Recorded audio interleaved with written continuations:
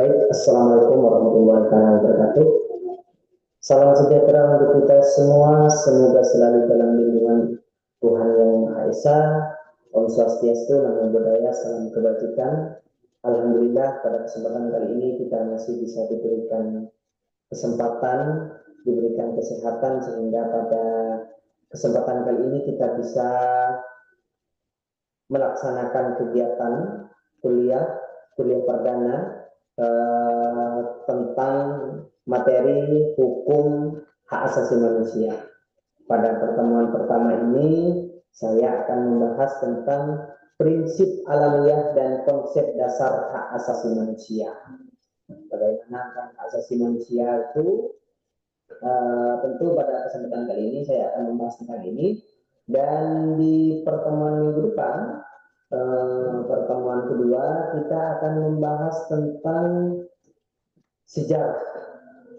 sejarah hak asasi manusia ya, tentunya ya. Ini sekilas CV ataupun biodata singkat tentang saya. Teman-teman bisa membaca sekilas tentang CV saya. Saya Muhammad Latif SHMH. Kembali kepada materi, apa itu tentang hak asasi manusia? Nah, dari pengertian bahwa hak asasi manusia itu adalah hak kodrati, melekat pada martabat manusia sejak lahir, bukan pemberian dari negara. Kemudian hak asasi manusia itu juga anugerah dari Tuhan, diakui sebagai hak dasar yang tidak dapat dicabut atau dibagi oleh siapapun. Juga hak asasi manusia itu adalah dasar kehidupan ataupun fondasi untuk kehidupan yang adil, bermartabat, dan keadilan bagi semua. Jadi dari pengertian asasi manusia ini dapat kita tarik kesimpulan bahwa yang dimaksud dengan hak asasi manusia adalah hak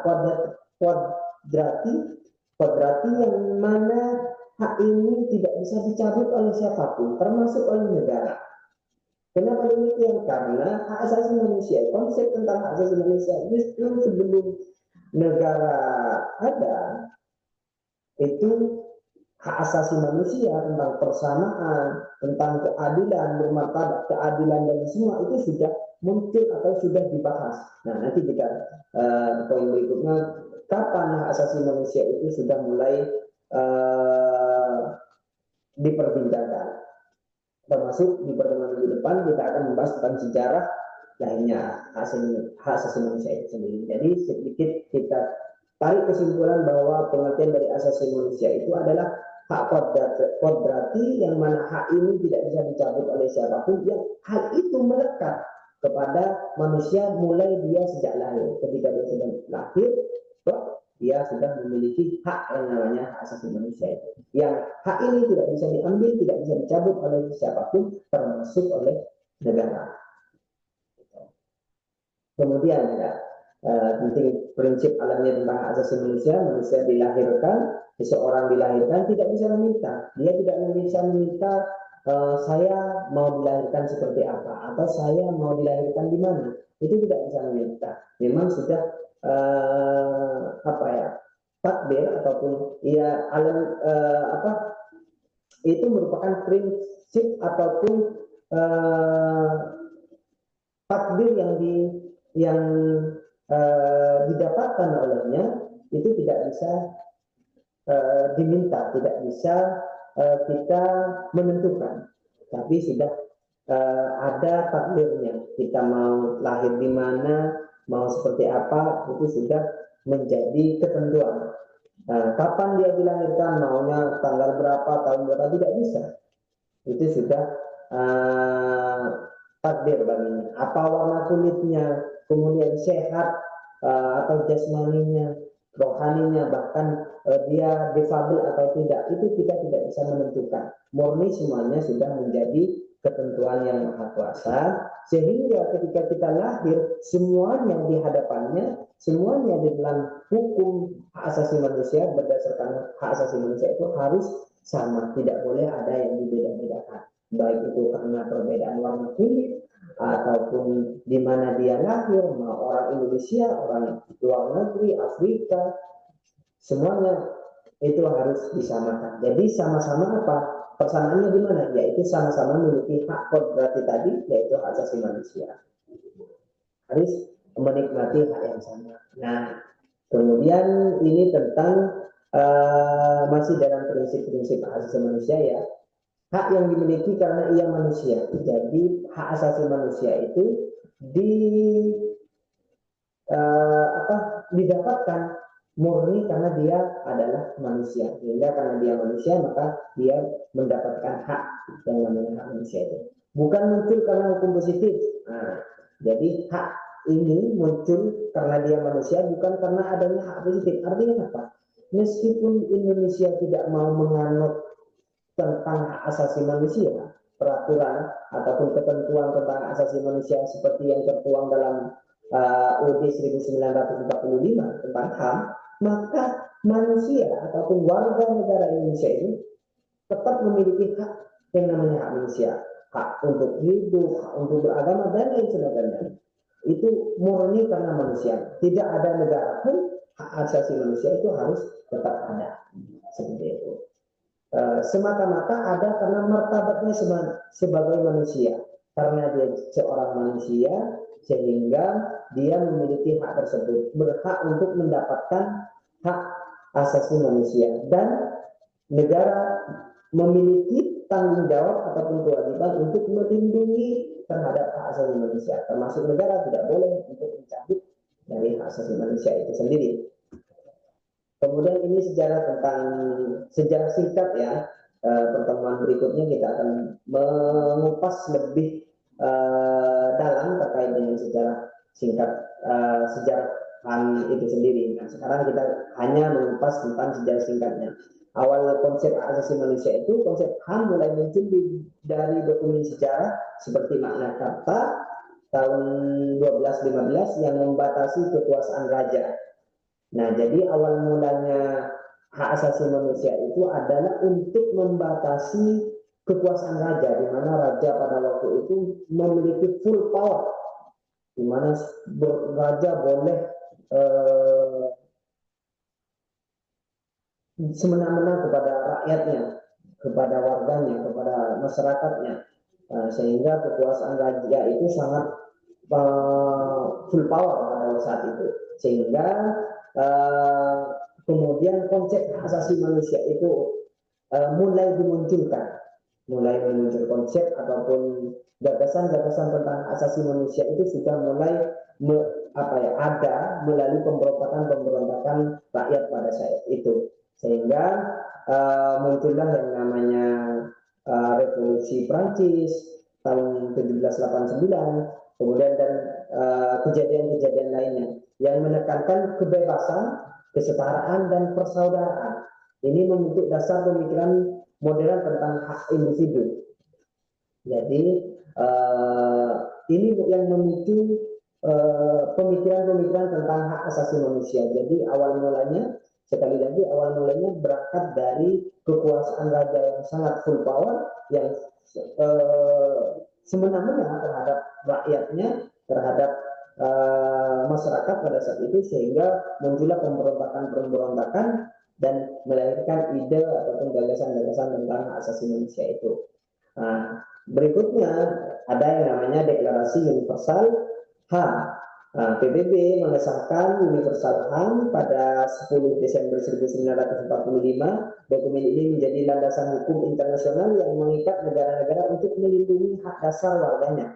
Banyak negara juga yang mengadopsi prinsip-prinsip ini ke dalam hukum nasional mereka. Jadi kemudian singkat ceritanya, ketika terbentuknya PBB ini mengesahkan yang namanya Deklarasi Universal HAM.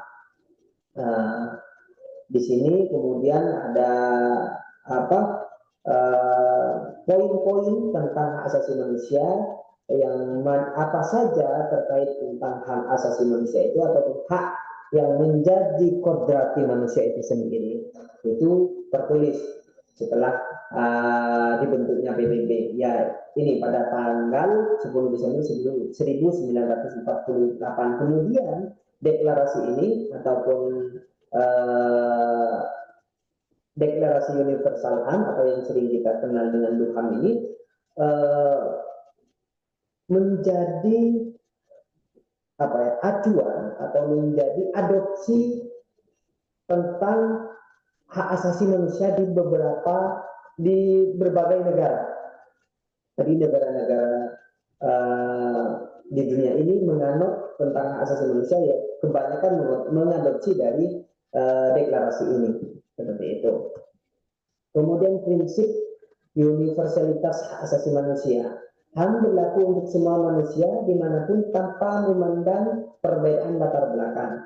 Jadi yang namanya hak asasi manusia itu tidak membeda-bedakan. Berlakunya global. Hak asasi manusia adalah untuk setiap individu di seluruh dunia. Jadi tidak mengenal batasan wilayah, tidak mengenal batasan kewilayahan. Jadi semua orang, semua manusia, baik itu penduduk warga Indonesia ataupun warga asing ataupun seluruh masyarakat yang ada di dunia ini memiliki hubungan atau melekat kepadanya, yaitu tentang hak asasi manusia. Berlaku setiap individu di seluruh dunia, sifat global, sifatnya global, tanpa diskriminasi. Jadi tidak ada perbedaan, tidak peduli itu agamanya Islam, agamanya Konghucu, Kristen, Katolik ataupun agama-agama yang lain, selama itu manusia maka melekat padanya adalah hak asasi manusia itu. Jadi ras, jenis kelamin, baik itu perempuan ataupun laki-laki, ataupun status sosial ekonomi, yang kaya dengan miskin, tidak ada perbedaan, semuanya harus sama. Ketika itu adalah manusia, maka melekat padanya adalah hak asasi manusia itu sendiri, yang itu tidak boleh dilanggar oleh siapapun, termasuk oleh negara itu sendiri. Kemudian hak yang sama, contoh nyatanya adalah hak setiap orang untuk hidup bebas dan setara. Jadi semua hak setiap individu dimanapun ia tinggal, bersama siapapun ia tinggal, maka harus memiliki hak yang sama, seperti halnya hak hidup, hak berkumpul, hak berserikat, dan lain semacamnya. Itu memiliki hak yang sama, yaitu hak asasi manusia itu sendiri. Kemudian prinsip tidak berbagi dan saling bergantung. Jadi yang namanya hak asasi manusia itu memiliki nilai yang sama dan tidak bisa dipisah-pisah. Nah, semuanya dalam pemenuhan terhadap hak hak asasi manusia itu memiliki kesetaraan dan saling bergantung. Jadi tidak bisa hanya masyarakat Indonesia sudah saya penuhi dalam hal misalnya hak untuk hidup, maka tidak memiliki hak untuk hak kebebasan berserikat. Tidak demikian. Tapi semua hak asasi manusia ini merupakan satu kesatuan yang tidak bisa dipisahkan. Semuanya harus merata. Hak yang setara, hak sipil, politik, ekonomi, sosial, dan budaya sama pentingnya. Jadi semuanya ini adalah sama-sama penting. Kebebasan, hak setara, hak untuk hidup,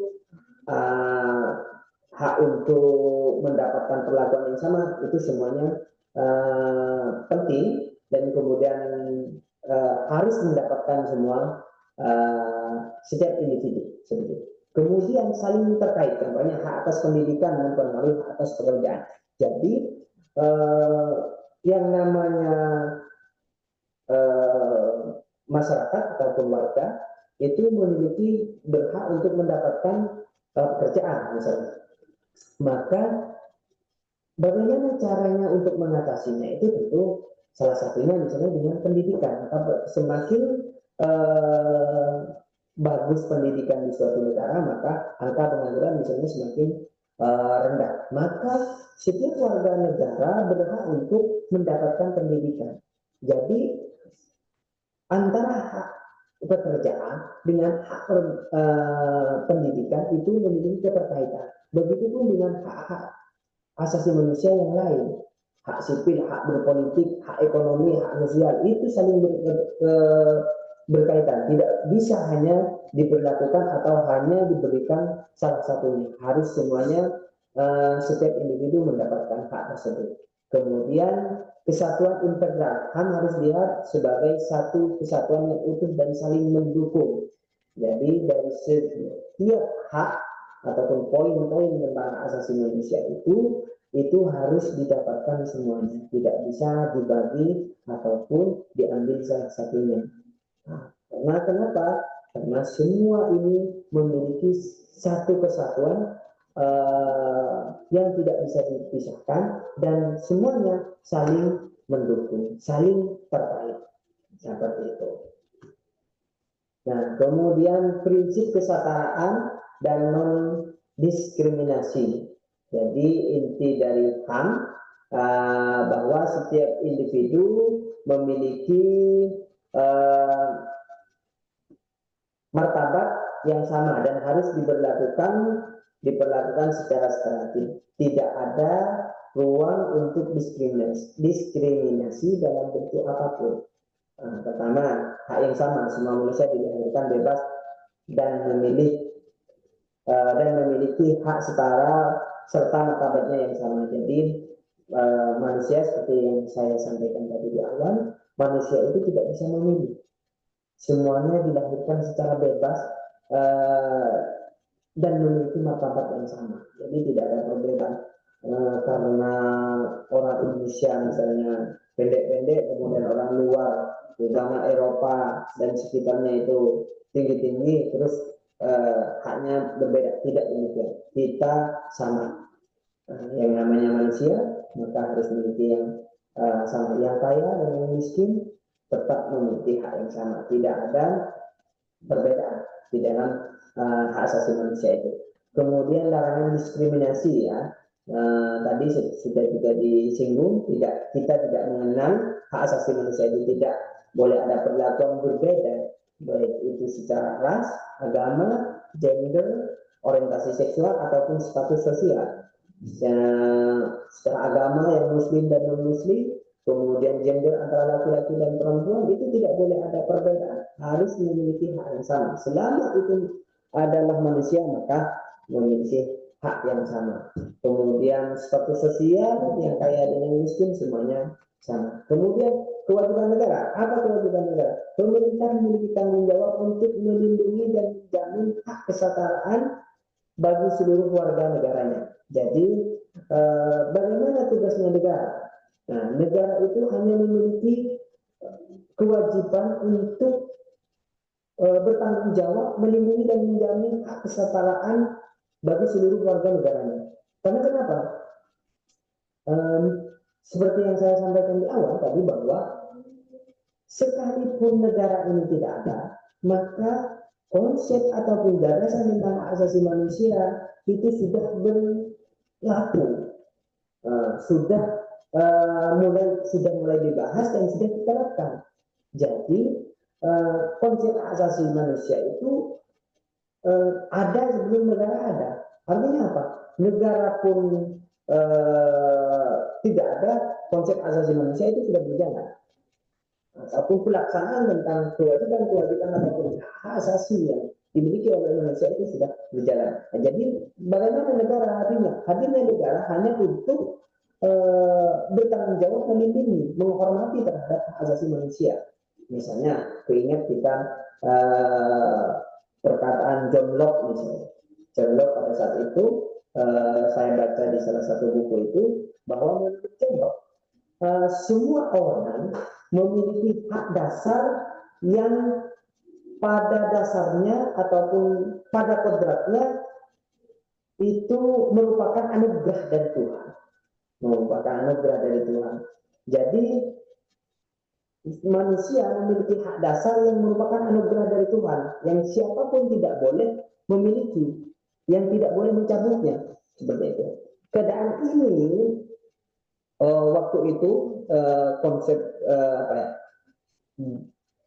bahasa John Locke itu di mana pada saat itu ya masih keadaan antara raja dan rakyatnya yang masih terlalu full power seorang raja. Jadi John Locke mengkritik tentang ini, tentang kejadian ini. Kemudian dia hingga akhirnya mencetuskan bahasa atau kata-kata bahwa semua orang yang setiap orang memiliki hak yang melekat, hak dasar yang melekat pada kodratnya dan merupakan anugerah dari Tuhan, yang mana negara tidak boleh negara ataupun kerajaan pada saat itu tidak boleh mencabutnya. Nah, kemudian ini memiliki memiliki kesetaraan, memiliki kesamaan setiap manusia. Nah, kapan ini mulai berbeda misalnya? Kalau kata John Locke, keadaan ini mulai berubah ketika mulai mengenal hubungan sosial. Hubungan sosial maksudnya gimana? Yaitu manusia sudah bisa menciptakan uang, kemudian menciptakan uang dan mengakibatkan ketimbangan sosial. Ada ketimbangan kekayaan, ada yang kaya, ada yang miskin. Kemudian sudah mulai berubahnya di mana? Sehingga yang kaya, yang memiliki banyak simpanan uang, dia akan tentu memiliki kuasa yang lebih terhadap orang-orang yang tidak memiliki uang. Nah, ini sudah mulai berubah, mulai ada keistimewaan bagi orang-orang yang lebih banyak uang seperti itu. Nah, ini yang kemudian ditentang, termasuk tentang kekuasaan full powernya seorang raja. Bagaimana seorang raja meskipun dia sudah memiliki kekuasaan, tetapi tidak boleh digunakan kekuasaan itu untuk bersikap semena-mena kepada rakyatnya. Karena apa? Kata John, karena setiap manusia pada dasarnya memiliki hak dasar yang kodratnya sama, merupakan anugerah dari Tuhan yang tidak boleh dicabut oleh siapapun, termasuk oleh negara. Karena kenapa? Karena negara itu hadir memang dibentuk oleh manusia, oleh rakyat untuk melindungi hak. Salah satunya adalah tentang hak asasi manusia ini, agar kebebasan mereka dilindungi, agar dilindungi. Hak individu ini seperti apa? Kata John Locke juga, hak individu ini dibatasi oleh hak oleh hak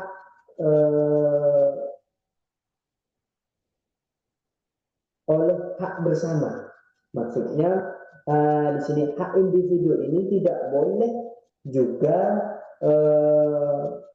melanggar terhadap hak-hak bersama manusia yang lain.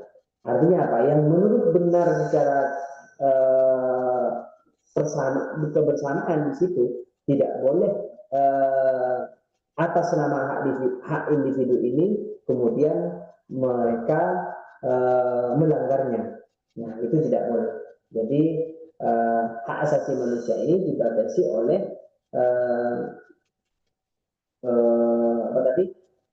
oleh hak-hak ataupun kebenaran bersama secara mutlak di suatu tempat itu.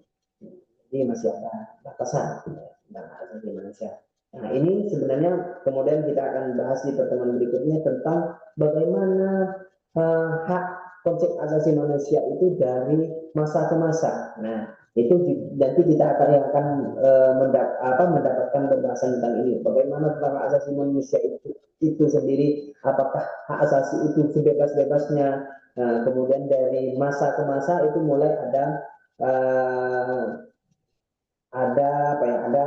perbedaan ataupun ada modifikasi ataupun ada evaluasi dari konsep hak asasi manusia itu, yang kemudian makanya banyak yang mengatakan bahwa hak asasi manusia itu hanya menjadi sarang kebebasan individu, ataupun kemudian manusia itu bebas sebebas-bebasnya, atau banyak diksi-diksi ataupun argumentasi yang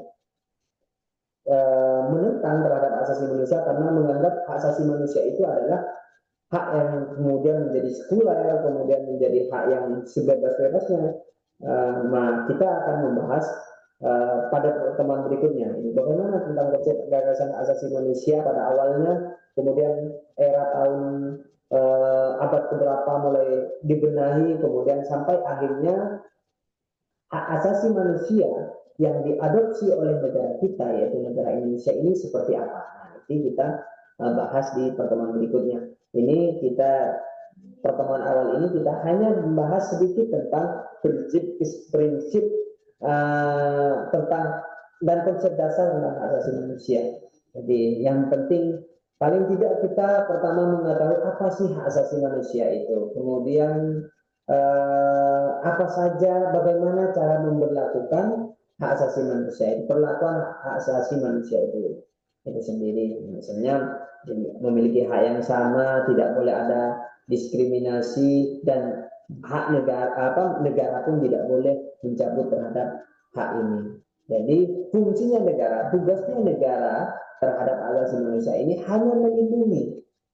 Bagaimana caranya warganya, masyarakatnya, haknya ini dihormati, tidak dicabut, tidak dilanggar oleh orang lain, termasuk dari negara sendiri. Jadi masyarakat ataupun warga negara ketika misalnya mendapatkan pelanggaran, misalnya negara mengambil haknya, maka boleh masyarakat ini menentang, kemudian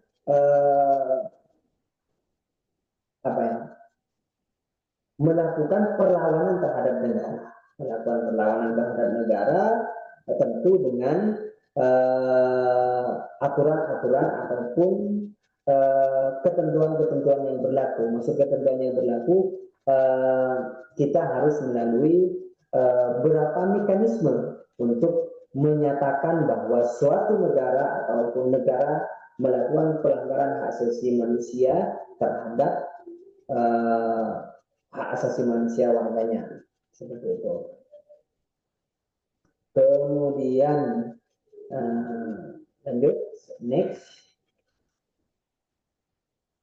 Sebentar, ini masih.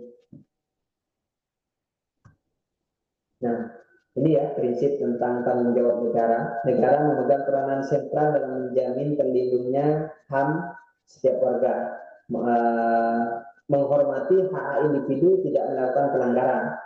Nah, jadi negara menghormati terhadap hak individu dan tidak melakukan pelanggaran. Bagaimana caranya? Yaitu menjamin kebebasan berpendapat dan berkumpul. Jadi tidak boleh namanya negara itu melarang ataupun menghalangi terhadap kebebasan berpendapat ataupun warganya untuk berkumpul, selama itu masih dalam taraf tidak melanggar aturan. Karena kadang bisa jadi misalnya makar dan lain sebagainya, maka negara boleh untuk melakukan larangan-larangan. Tetapi selama itu tidak melanggar terhadap ketentuan peraturan perundang-undangan, maka itu masih sah-sah saja, ataupun kita memiliki kebebasan untuk mengeluarkan pendapat ataupun berkumpul. Kemudian selanjutnya melindungi warga dari pelanggaran oleh pihak ketiga, dari orang lain. Ini bukan negara dengan warganya ya, tetapi ada orang lain yang melakukan pelanggaran atau mau melakukan pelanggaran, maka negara harus melindungi dengan memberikan perlindungan hukum bagi korban kejahatan. Maka harus adanya aturan tentang ketentuan-ketentuan yang berkaitan dengan HAM, perlindungan hukum, bahkan ataupun perlindungan secara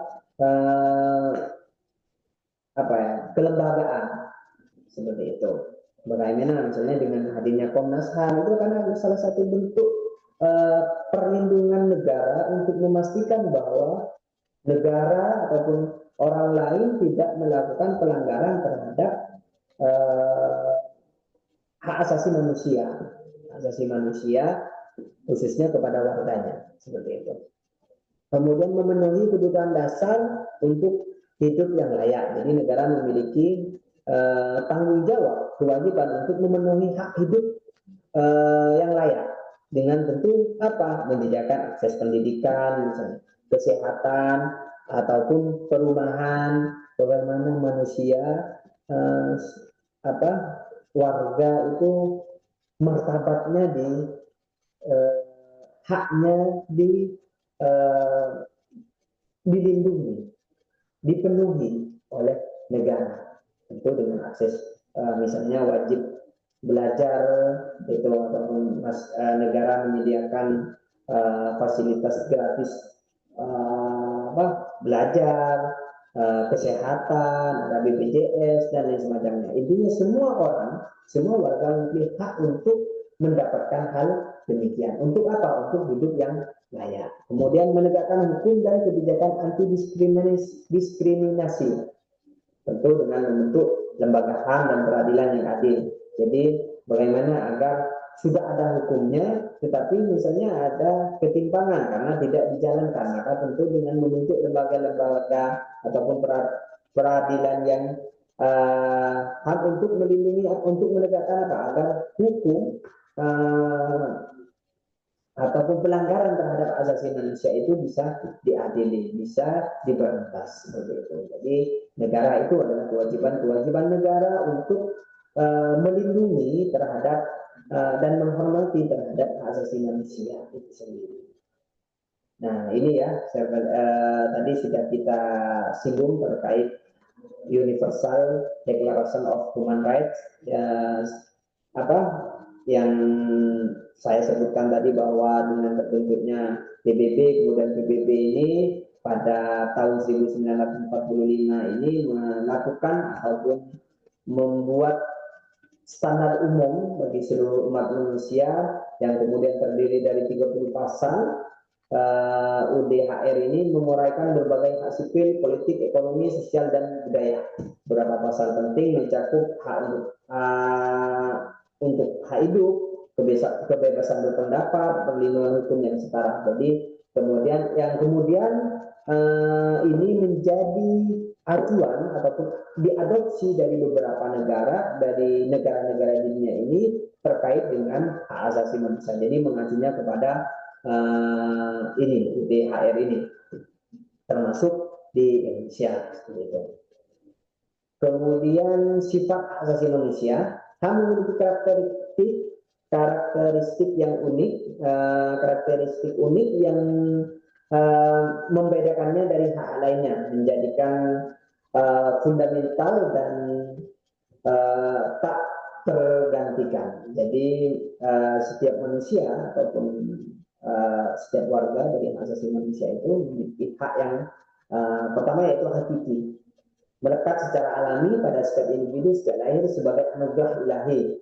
Nah, jadi ini di sini dibayar bahwa hak untuk hak asasi manusia itu sejak lahir setiap individu, kemudian itu adalah anugerah dari Tuhan. Nah, jadi bukan lahir karena hukum positif, bukan lahir karena negara, tetapi memang anugerah dari Tuhan, sehingga setiap warga, setiap manusia itu memiliki mendapatkan hak itu sendiri dan tidak boleh dicabut oleh siapapun, termasuk oleh negara. Kemudian universal, berlaku bagi semua orang dimanapun mereka berada tanpa terkecuali. Setiap manusia sejak lahir maka dia mendapatkan hak itu, hak asasi manusia itu tidak boleh dicabut. Nah ini tidak dapat dicabut, tidak seorang pun bahkan negara dapat mencabut hak ini. Nah jadi semuanya berlaku secara universal, tidak dapat dicabut dan tidak terbagi. Maksudnya tidak terbagi, semua hak adalah satu kesatuan dengan satu hak, tidak mengurangi hak lainnya. Jadi di awal saya sudah singgung bahwa hak asasi manusia itu merupakan satu rentetan yang tidak bisa dipisah, tidak bisa dibagi. Jika karena satu dipenuhi, kemudian mengurangi hak-hak yang lain, tidak. Itu harus satu kesatuan secara utuh, harus mendapatkan, harus dimiliki. Nah, jadi sekali lagi hak asasi manusia itu adalah hakiki. Sejak lahir dia sudah mulai mendapatkan hak itu, berhak untuk mendapatkan hak itu. Kemudian bersifat menyeluruh dimanapun siapapun dia, tidak pandang bulu, tidak pandang agama, tidak pandang warna kulit, maka semuanya, setiap manusia, setiap individu mendapatkan hak terhadap hak asasi manusia. Tidak boleh dicabut siapapun, baik itu individu ataupun negara, tidak boleh mencabutnya. Seperti itu. Karena ini lahir bukan karena negara. Nah, berbeda dengan hak lain, hak sebagai warga negara, misalnya hak apa ya, yang diberikan oleh undang-undang ataupun diberikan oleh hukum positif kepada kita, selain dari hak asasi manusia itu, maka itu boleh dicabut sewaktu-waktu, misalnya bantuan, bansos. Nah, itu adalah hak bagi misalnya kaum apa, fakir miskin misalnya, itu kita boleh mendapatkan memiliki hak sebagai orang miskin misalnya, bantuan untuk orang miskin atau PKH dan semacamnya, itu adalah perintah undang-undang. Nah, tapi itu boleh dicabut oleh negara. Oh, negara tidak mau memberikan pada tahun ini. Nah, negara berhak untuk mencabutnya itu, karena itu memang perintah dari undang-undang yang dibuat oleh negara. Nah, berbeda dengan hak asasi manusia. Hak asasi manusia siapapun tidak boleh mencabut, negara pun tidak boleh mencabutnya. Karena kenapa? Karena hak ini bukan diberikan oleh negara, tetapi murni karena dia individu, murni karena dia manusia, kemudian dia mendapatkan terhadap hak asasi manusia ini. Jadi tidak boleh satu orang pun individu ataupun negara berhak untuk mencabutnya, dan tidak berbagi. Semuanya harus utuh kepada individu itu. Tidak maksudnya tidak apa ya, satu kesatuan, tidak boleh hanya dipenuhi satu kemudian satunya tidak, ataupun sudah diberikan tentang hak hidup kemudian hak-hak yang lainnya dikurangi, tidak terpotong-potong demikian, harus menyatu secara utuh diberikan kepada setiap individu dan setiap manusia, seperti itu. Jadi terkait dengan hak asasi manusia sifatnya demikian, menyeluruh, sifatnya ke universal, didapatkan dari sejak lahir, tidak dapat dicabut oleh siapapun, kemudian tidak dapat dibagi. Artinya setiap individu itu berhak untuk mendapatkan secara utuh keseluruhan, tidak boleh dikurangi, seperti itu. Baik, mungkin itu saja untuk pertemuan kali ini.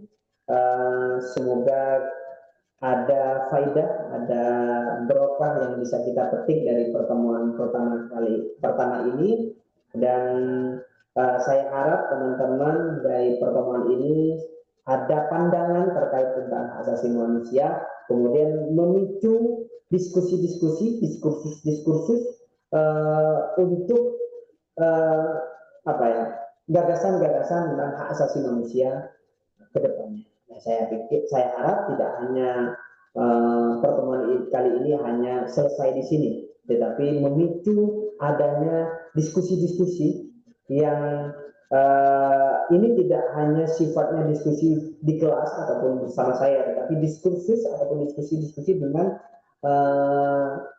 teman-teman yang lain di luar Unba, seperti itu. Agar apa? Agar di kelas nanti pertemuan minggu depan kita membawa ilmu dari berbagai macam dimensi, dari berbagai macam referensi.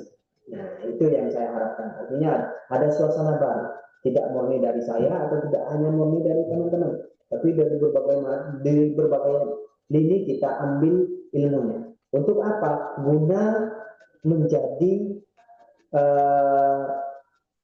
gagasan-gagasan HAM untuk ke depan. Jadi kita lebih enak untuk membahas tentang bagaimana konsep hak asasi manusia. Karena dari hak asasi manusia itu jujur masih banyak tanggung jawab kita, masih banyak hal-hal yang harus dilakukan oleh kita terkait dengan hukum dan hak asasi manusia itu. Misalnya masih banyak pelanggaran-pelanggaran hak asasi manusia yang belum selesai di Indonesia. Nah, ini menjadi tanggung jawab kita. Bagaimana caranya agar pelanggaran-pelanggaran ini segera diselesaikan oleh negara. Nah, makanya dengan tema yang menarik dan juga pembahasan-pembahasan yang menarik setiap pertemuan. Mari kita bahas kupas tuntas terkait dengan hak asasi manusia. Baik, sekali lagi mungkin hanya ini yang dapat saya sampaikan, kurang lebihnya saya minta maaf. Semoga ada hikmah dan berkah yang bisa kita petik dari pertemuan kali ini. Mari kita akhiri pertemuan. Saya mohon maaf yang sebesar-besarnya apabila ada kesalahan ataupun ada kekurangan dari materi pertama ini. Marilah kita tutup pertemuan kali ini dengan membaca hamdalah bersama-sama. Alhamdulillahirrahmanirrahim. Akhirnya dari saya. Wassalamualaikum warahmatullahi wabarakatuh.